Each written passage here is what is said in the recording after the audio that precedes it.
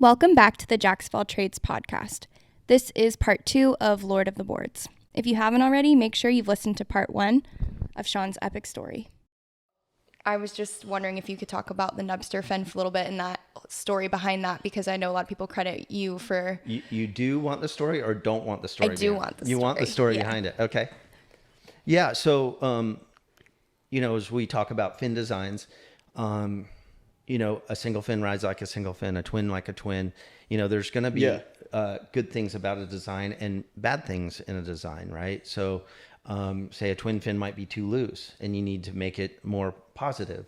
And when a board slides out, it's called cavitating, right? So four fins, especially the wider the tail, the more likely it's going to cavitate. Okay. And so I like loose boards. I like four fins. I like how fast four fins are. And so I had this idea of adding a fifth fin, a nubster, which is a little mini keel. You use it in water skis and all kinds of things. So it has a lot of base and not a lot of depth. So it has a lot of traction without a lot of drag. Okay, so traction, I was wondering, that's what okay. So the idea was to marry the three fin and the four fin together. So everybody likes a three fin because the fin's in the middle of the board and you're pivoting and carving off of that center fin, whereas the four fin, there's a negative space and the fins are on the rail. Mm-hmm. It goes faster, but that negative space much more loose doesn't really anchor your board down. Right. So it was to add that stability, but also when you add a fin more towards the tail and in the center, it makes the board drivey or project forward. Okay. So that was the whole thing. And, it was to be an accessory to add or take away, based on what you want the board. So it's part of your arsenal to be there or not to be there. Yeah, fine tuning of the board, right? Yeah. So I was having some success. I'd run into Kelly. I took my daughter up to watch the U.S. Open. Plus, I was coaching with Ian Carnes with Courtney Conalog. So it was sort of like a dual thing. And I rebuilt a relationship. I hadn't seen Kelly in 20-something years. Yeah. And, face to face. And he gave me his number and this and that. And, it kind of came to it where, I was like, I wanted to share this thing with him, right? Mm-hmm. And so I sent him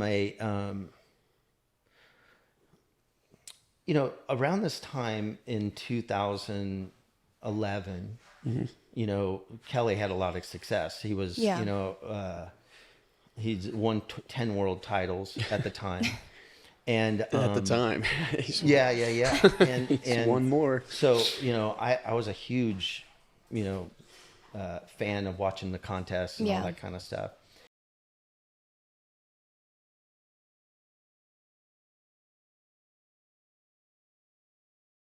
So, so it was like this push in the middle of the night. And so I was like, my wife and I were leaving somewhere and she goes, we got to go. And I was like, I got to send this email real quick.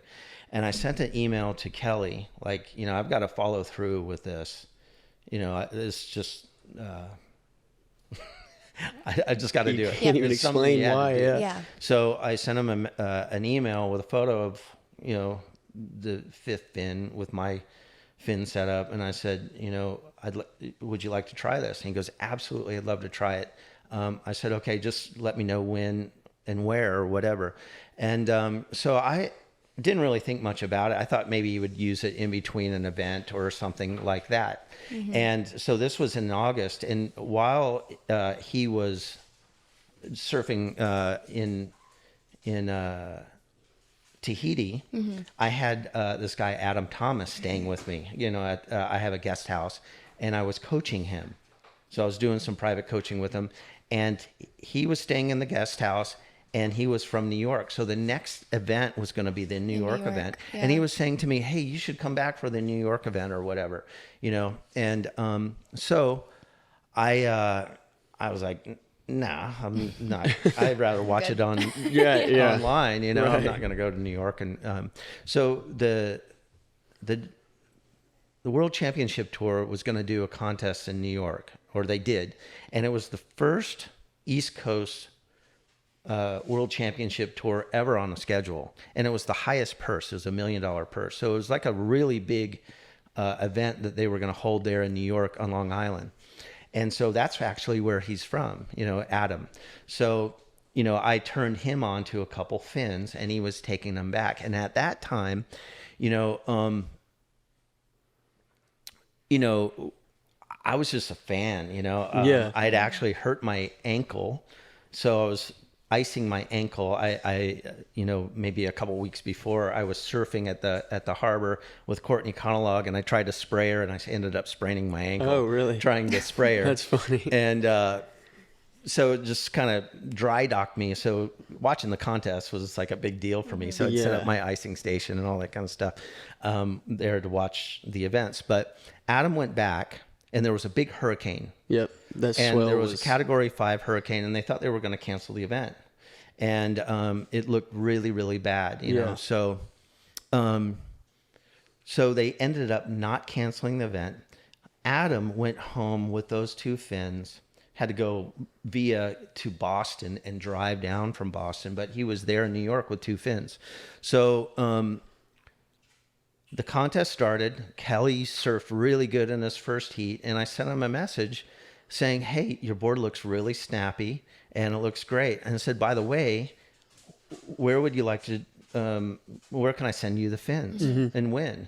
He goes, swell is coming. Get him to me right now. I'm at the Allegra Hotel. So he was into the idea fully. But he sent me this message at 9:00 my time. So that would have been midnight his time. He goes, overnight him to me. Get him to me now. Right. And I'm kind of like going, oh, wait, what? Like, how do I do that? Right. Yeah. And then I go, oh my gosh, Adam has them there right now. Oh, he can just go up and give it to him. So I contacted Adam, and I said, hey, Kelly wants you to bring those fins over. And he didn't want just one. He wanted 2, one for each board, like with his backup. And I was kind of tripping because I was like, again, I just wanted him to try it. I didn't expect him to do it. What did you think Kelly was so adamant about it for? Was it because of that weird intuition that y'all have had? There's some weird thing. I just rolled with it, you know what I mean? But this is a script I couldn't write. Right. You know what I mean? So Kelly was like, I'll pay for, the overnight shipping, whatever. Just get them to me right away. So I got Adam to take the fins to him the next morning, a couple hours later. Yeah. He had them at the hotel at 7 a.m. So Kelly won his first heat. That's what I commented on. And he advanced to round 3. Okay. So in round 3, he was supposed to meet up with Bobby Martinez. This particular event, like the World Tour was doing these mid-season reshuffle, reseeds, and Bobby Martinez was angry about it. So Kelly was supposed to meet Bobby. They did a post-heat interview, and Bobby went off cussing out the WSL for doing this because he was like, this isn't a tennis tour, reshuffling all these guys. And he's like, dropping all the F-bombs on, and got thrown out of the event, actually. So really? Kelly, round 3, was supposed to meet Bobby. That gave him a lay day. Oh. So he didn't have to compete. So then he used the fin. So the stars aligned again. Yeah. He uses the fin, and he sends me a message, no joke. This is the best sport I've felt in the longest time. I'm going to slay people. Thank you so much, Mad Dog. Well, knowing the outcome of his performance, that's wild that he was so confident with that. Well, and look, he recognized that this was legit. Yeah. And, so this is the day of he had the lay day. He tried it. And Martin Potter had told me, he had dinner with Kelly that night. And that's all he was talking about. Really? Is how positive this made his board feel. And so next morning, I turn on the computer, set up my icing station because of my sprained ankle. And the first thing I see is Todd Klein talking about this secret weapon fin. He's like, Kelly Slater is so amazing. Like, he's riding 3 fins and 4 fins. Now he's riding this secret weapon fin, this guitar pick thing. And he's so ahead of everybody else. He's the only guy riding a 5-fin board when everybody else is riding 3 fins, and just kind of going off like this guitar pick thing. And so I was just, my jaw was on the ground. And I was just like, I couldn't believe he was actually, I was nervous actually. Right. Yeah. That he was, here he is, world number one. It's an East Coast event. And it's the highest purse, $1 million purse that they've ever had in a world tour event. Right. So it was a very important event. Of course. And massive swell. And so, I would have been so nervous. and it's really good. So the second hurricane was hitting, and so the waves were absolutely they were pumping. insane. And so, he was going from round to round, and then he ended up in the semifinal against Taj Burrow, and he was basically losing to Taj. He needed a high 9 to advance, and there was 30 seconds left. I remember this, in this heat, and a big closeout set came in, and Taj let Kelly go, and Kelly takes off, launches the air of his life, and I'm watching this board rotate with this little red fin on the back end of this, and he stomps it and gets a perfect 10, the air of his life. It was like a perfect 360 too. It wasn't just like right. And so I'm like, what just happened? And it's kind of like, again, the shake in the middle of the night. I can't imagine how you follow felt. through, and then to see that. Wow. And go, into the final. He actually buckled his board on that. Did he? Oh yeah, I think I remember that. But wow. I was tripping. So after the contest, I called him, losing it. And now all of a sudden, I'm like going, wow. And before that, I go backwards a little bit, and he had called me out. He's like, tell us about this fin. And he called me out saying, I got it from Sean Madison, and then he brought up this, thing from the 1982 U.S. Championships that I was in the final with David Eggers, and I got second in the U.S. in the 82. And Kelly was like, he got robbed, and he should have won that. Really, he was. And all this stuff. And so he's bringing up all this stuff, but giving me the claim. That's of the, so cool. Of the the fin, and so I was getting hundreds of texts. Oh, I bet. Saying Kelly just called you out on the webcast, this and that. So after the event, he got robbed. I contacted him. I said, hey, because I sent him, or he got handmade fiberglass fins, and he rode for FCS. Yeah. So naturally, I was like, is this going to be a problem, with your sponsor? Right. So he says to me, well, yeah, it's not going to be any big deal. So then about half an hour later, at that time, Tyler Calloway was the president of USA Surf Hardware, FCS. Okay. He gets a hold of me and says, hey, bro, we saw the success of your fin. We were kind of thinking we might make a fin like that. And I said, well, I'm already down the road of making an injection mold.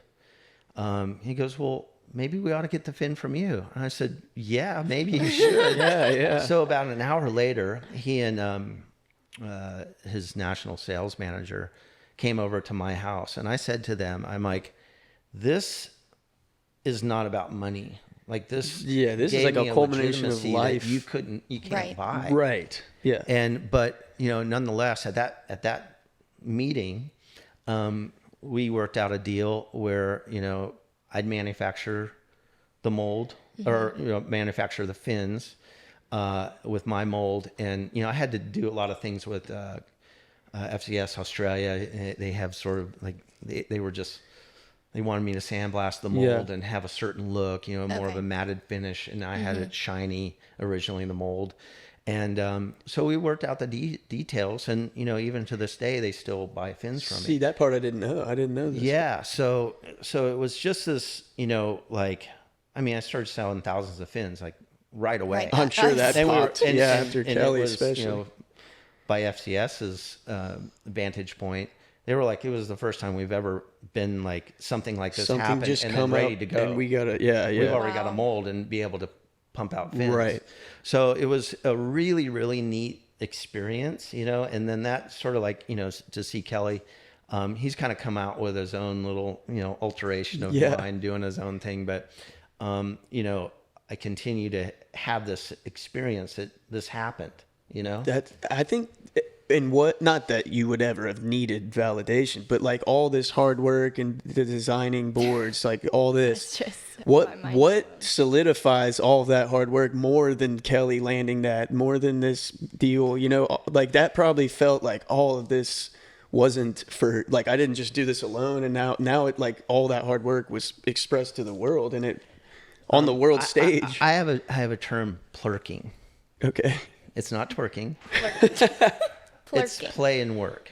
Okay. So I think when you go through your experience with this, you know, some people work really hard and they need the validation. Yeah. Whereas, you know, you get to enjoy, I mean, of course, you know, having the pride and the acknowledgement that you did something and that you're legit instead of a poser.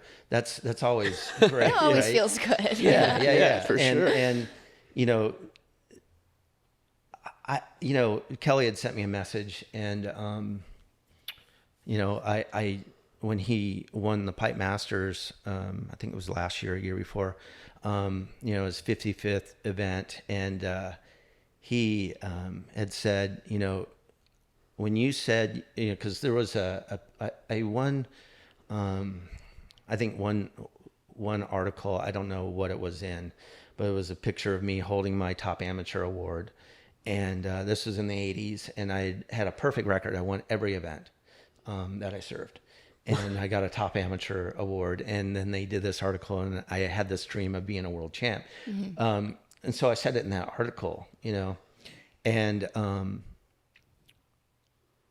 for me, I didn't know how to get there. You know, I mean, when I think about what I said, I mean, that's a pretty big, ambitious, tall thing. order. Yeah. Mm-hmm. But Kelly said to me, he goes, that inspired me to think bigger for my own career. Wow.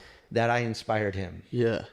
And what do you say to that? That's huge. Thank you. Like to see what Kelly has become and know that you were an inspiration, what you said drove him. In just a tiny bit, right? And, you know, even, you know, a fin. And when you, because I see it in coaching, right?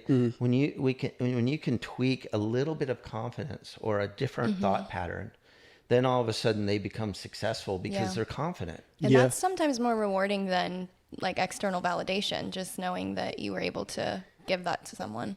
Yeah. Because, you know, I know when we grew up, you know, like, again, I went from naive, not knowing anything to this is the circle. Experience. There was a huge prejudice to East Coast surfers. Like we were a bunch of kooks. Mitch kind of mentioned that touched to us a little bit. And we were always sort of like the redheaded stepchild and bad news bears. And, you know, we always had to prove something. The outsider. You know, obviously with Kelly having the success and then, you know, all the world titles, you know, Frida Zamba, Lisa Anderson, Kelly's world title, even Quintel, you know, CJ Hobgood, you know, you look at those 12 world titles, right? Actually more than that. No, Kelly's 11. Almost 12. 21. Yeah, it's 21. Yeah. Is Kelly? 4. Kelly's 11 or 12 now. He's 11. No, he has 11. Yeah. Kelly 11, Frida 4, Lisa 4, CJ 1, and then Quintel. He has his 1, so 21. So when you look at that number of world titles, you go, whoa, that's like a, you know, and I you know, always sort of had this, like it made me a certain way. And I think I still have this in my personality. Like you say I can't, and I say, well, I will. I'm going to do it. Yeah. Like, I love that. You know, you tell me I don't have the right to do it. I'm like, I'm going to figure out. Yeah. It's completely counterproductive for those people to say, because then it just makes it happen. You. Yeah. It fuels you. Yeah. And you know, now that surfing is on a global stage, you could even see within your own self your prejudice. Like, a lot of the East Coast success is because of our conditions, and we surf better when we leave because we are so used to the adversity.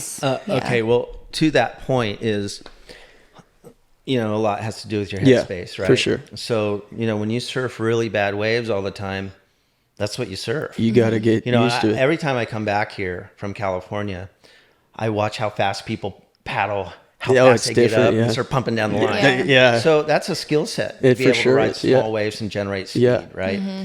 Where if you come from really great waves to terrible waves like that, it's weird. I hate this. Mm-hmm. And you'll watch the world's best surfers, and they always sort of like have these experiences where they go, hey, this wave's like this wave that I surf all the time. And, the more familiar you are with those kind of conditions, but the mind is a very important part. Yeah. So, for us to surf bad waves and have fun, have an emotional that's dealing with adversity. Because, you have muscle memory, but then you have an emotional memory. Right? Yeah. And if you hate those waves, you're never going to surf good on those guys. Yeah. Whereas us, we surf bad waves all the time. You got to adapt. Really good. It's fun. So it was, I think, really important. But I think traveling, that matters a lot. When you go from, wind chop to, heavy water.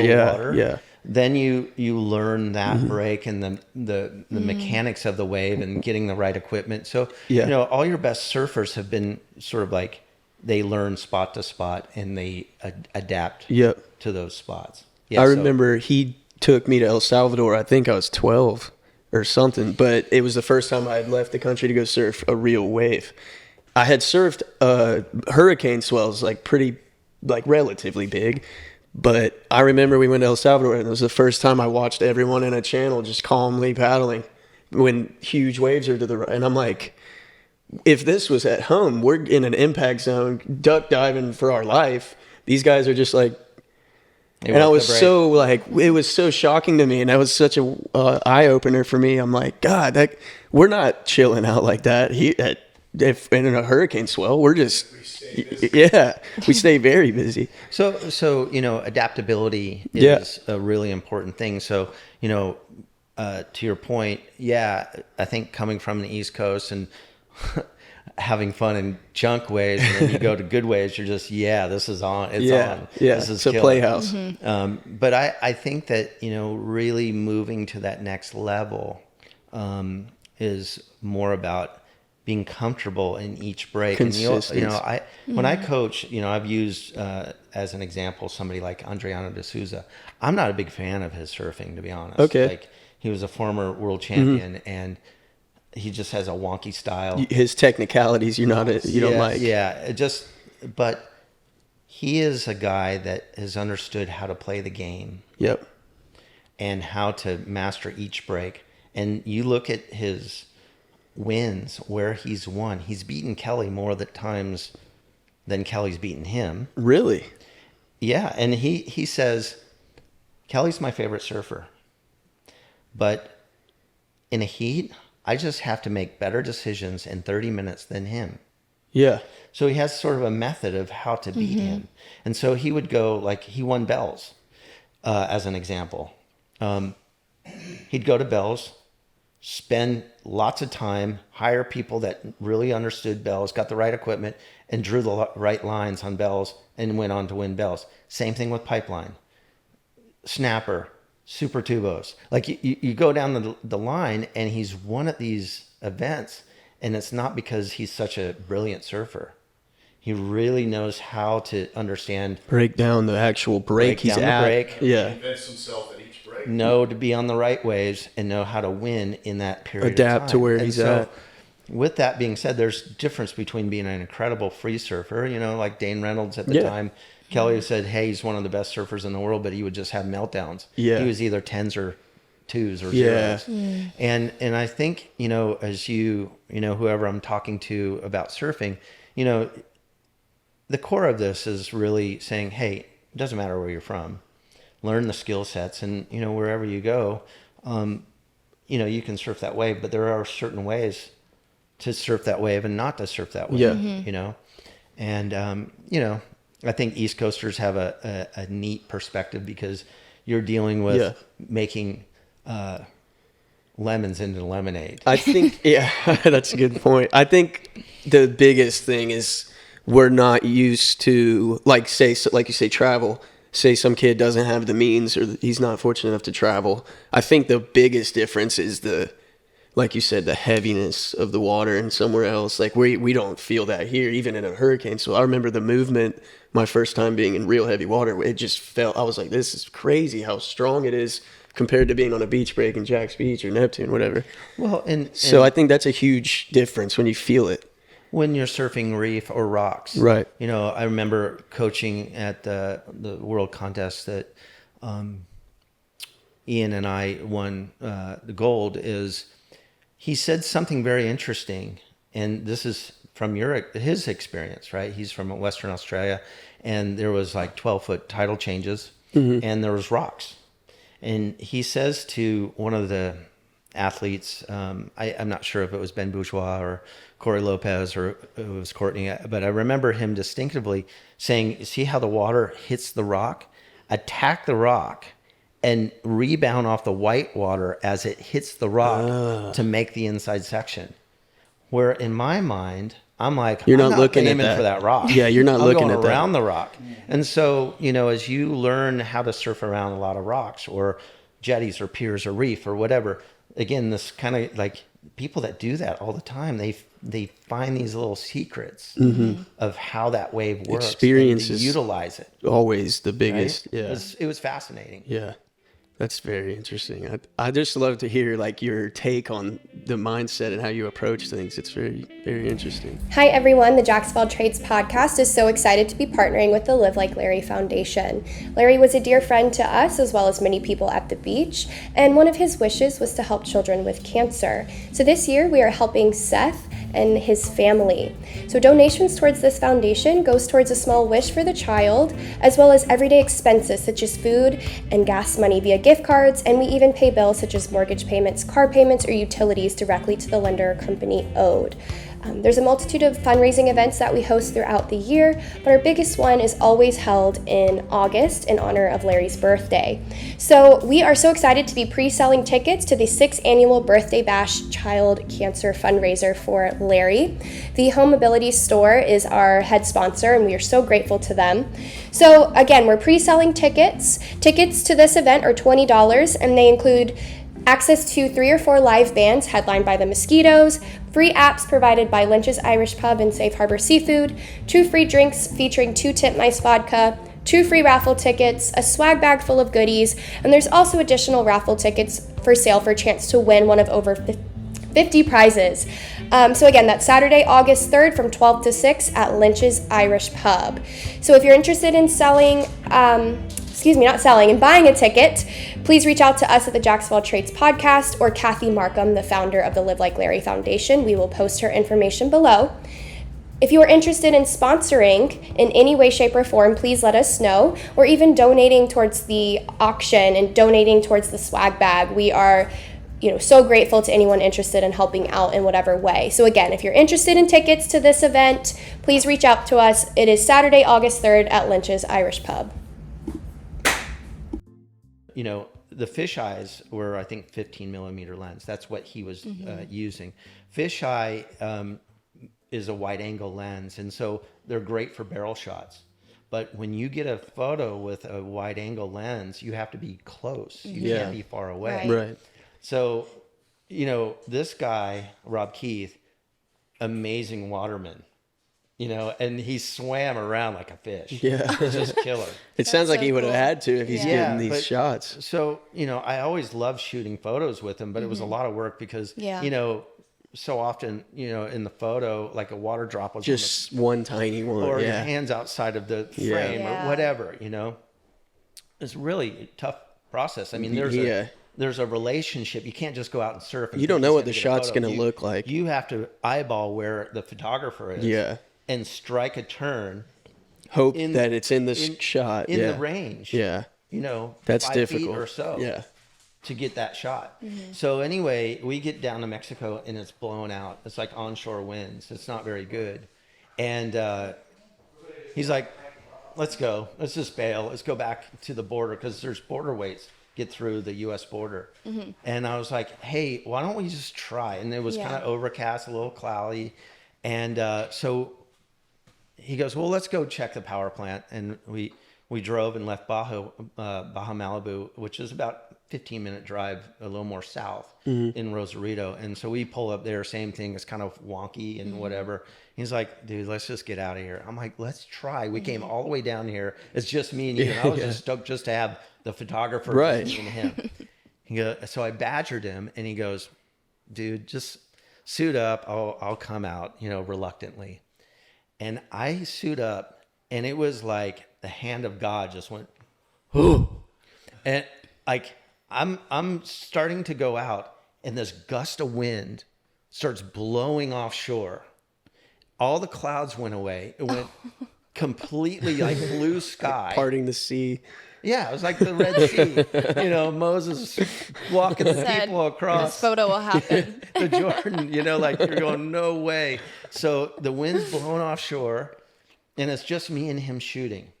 This particular wave that I got the cover on, that was the only turn I did on the wave.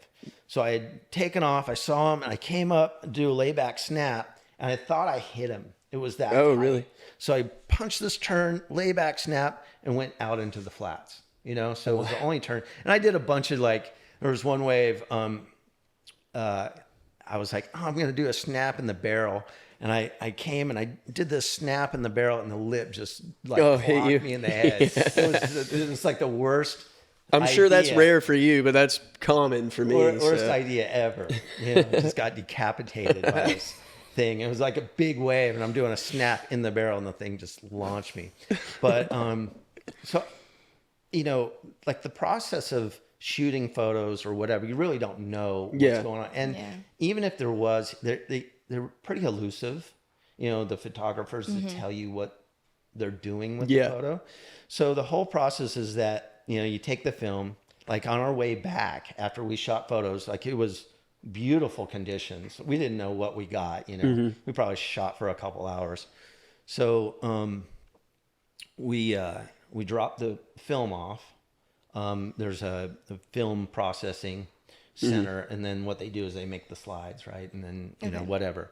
So there was just radio silence for a couple months. Like I didn't even really know if he used them. There was a couple of shots that were okay. I submitted them to the magazine. So you weren't sure if he was using them for anything? That we got anything really. Yeah.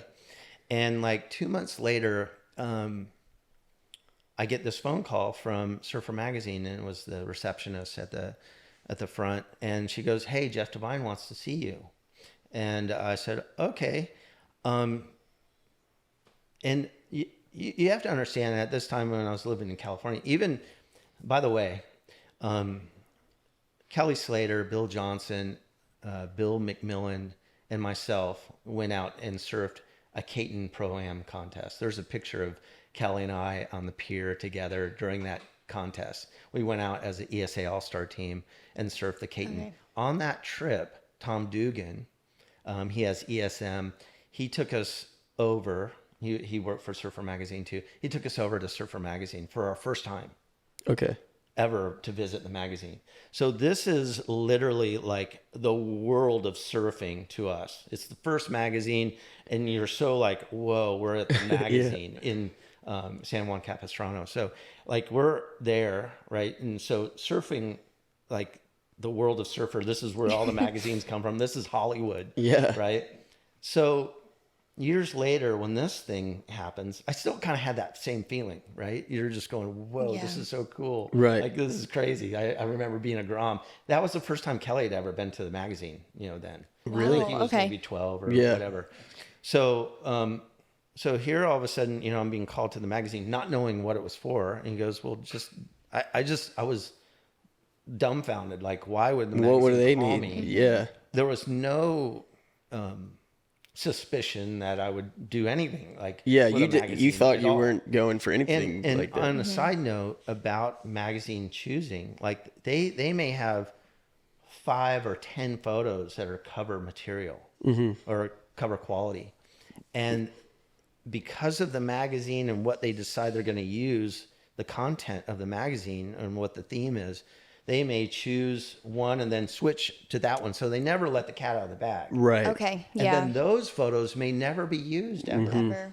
So numerically speaking, to get a cover, especially when you have, 2 or 3 sometimes of the magazines of that year dedicated to the world's best surfer or a travel or whatever, it's just really, really difficult. And then you add on like it being a water shot. Yeah. Yeah. So I go to Surfer Magazine.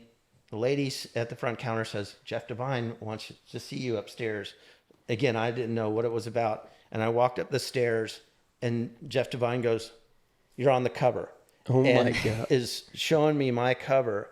And it was just like this surreal Out of body. That's insane. thing where, you go all the way back to when you were a little kid, remembering when you go in a surf shop and seeing the Saw your surfers first one, on the magazine covers and just thinking like, I wish I could be on that, That's that I'd love to do that, but to actually have it fulfill happen. that dream. Yeah. I was at Belsey's Memorial. This was in 2005, and I saw Guy Motil.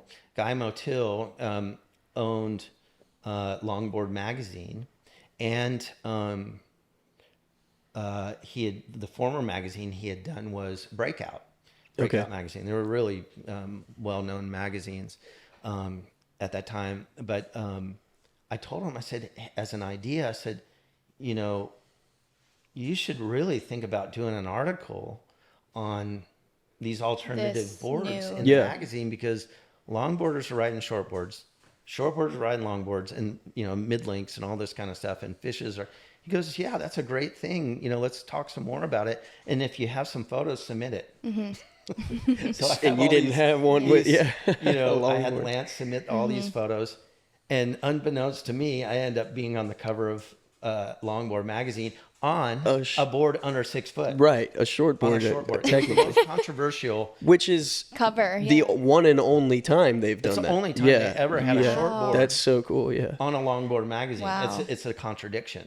Yeah. So they had alt. It was a very. I feel like that's such a cool thing to be the one guy they did that controversial with. Like Right. that's So pretty cool. It's Did the story help lessen that controversy, I guess, that when people were able to actually read the story about sort of the blending of the... Well, yes, but you have purists. Right. And anything. I'm a longboarder. Purists and everything. Now, if you really look at it, everybody's into riding anything. Mm-hmm. It's a very vogue thing to ride a fish and ride a. Whereas before, you were either a longboarder or a shortboarder. Anything. And I even remember the prejudice I had looking at certain boards, going, "Dude, that board sucks. I'd never ride that." Yeah. And that was another very important thing in my surfing journey. Is I'm like, I'm not going to say anything until I try it. Yeah. Right? Don't knock it till you try it. That's a really good mindset. And it looked funky. Yep. And it just rides great. Or a food or something. Like that should be approached in a lot of things. Like anything. And everything. Don't knock it till you try it. I love that mentality. Yeah. But that whole magazine journey was another thing that, I mean, we could have packed up for the Surfer magazine thing and just left, and that would have never happened. And it would have never happened, The thing with the Longboard magazine, I was just as a suggestion, because I was passionate about those things, and I was like, this would be a great article. You had no idea that had no idea that was going to turn into a cover. So it's just I've had some really interesting moments. You have, this journey. That's why we're interviewing. We wanted to hear the ins and outs of all those interesting moments. Yeah. Wow. So I'm glad we went to that, because that was really I wish we could talk forever. It's just I know I have to get on a plane. We're still I forgot you have a plane. I'm good for a little bit. We're but finished. So we have one more segment. It's called a lightning round. Okay, let's do the lightning. So we basically just fire off a bunch of questions. Okay. You just answer them quick. Orange. Yeah, exactly. Donkey. Brooke's got them lined up, and then I'm going to ask you one at the end, and then unless she asks it, I don't know. I don't know her question. As quick as you can. I have some, and this is like mimicked from lightning Colin. round. Okay, lightning round. Is it still recording? First of all, okay, perfect. Yeah. Lightning round. So I know the answer to this, but for people that don't, goofy or regular? Goofy. Goofy. I was kidding. I'm regular. I was just about to say he's regular. Testing you. Favorite wax? Sex wax. Okay. Okay. Favorite surf spot? Oh my gosh. Oceanside Harbor. Okay. Most epic competition you've been in? Like the one that stands out to you? Whoa. To make it fast. Yeah. Funnest experience, World Masters surfing on the team with Tom Curran. Wow. Yeah, that's a big one. Most epic competitor, like who you've been against?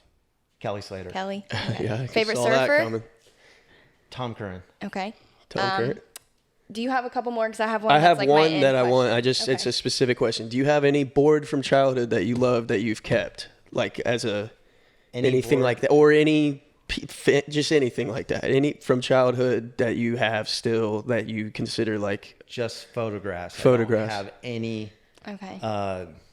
thing that I kept. okay? I was just curious. I was just curious because maybe the longboard magazine cover board is at Safe Harbor Seafood. Yep. I'm sorry. Sliders, Yeah. yeah. Sliders. Keep it safe. Yeah. My final thing is we just always like to ask our guests, what's the best, quick advice you could give for the current generation? Respect, patience, Yeah. kindness, and chase your dreams. I can say from personal experience, you got me a custom-made Von Sol when I was very young, and I literally loved that board so much, and then I ended up breaking it, but I will be getting a new one when I can. I'm going to try to make some money and do that.